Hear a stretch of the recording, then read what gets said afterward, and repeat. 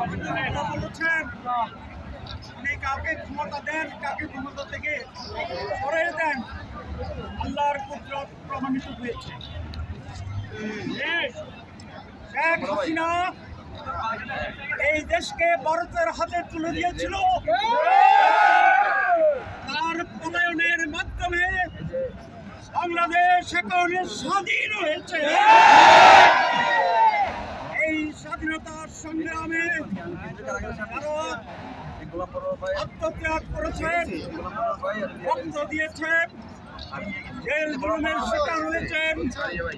আমি তাদের সকলের প্রতি কৃতজ্ঞতা জানাই এবং যারা শহীদ হয়েছেন তাদের মাগফিরাত কামনা করি।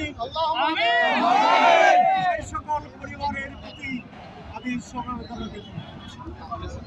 এই মুক্তি আন্দোলনে ছাত্ররা কেউ যাহার ভূমিকা পালন করেছে, আমি তাদেরকে জামাত ইসলামীর পক্ষ থেকে অভিনন্দন জানাই। এই কথা প্রমাণিত হয়েছে আল্লাহর ইচ্ছায় জনতার সংগ্রাম কখনো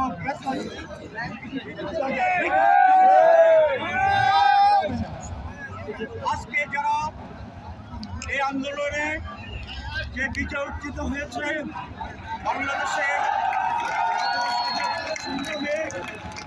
যারা আজকে আছেন, দেশে যেন কোনো ধরনের লুটপাট, নৈরাজ্য আর বিশৃঙ্খলা না হয় সেই দিকে সজাগ দৃষ্টি রাখার জন্য জামাত ইসলামীর পক্ষ থেকে আমি সকলেরকে অনুরোধ জানাচ্ছি।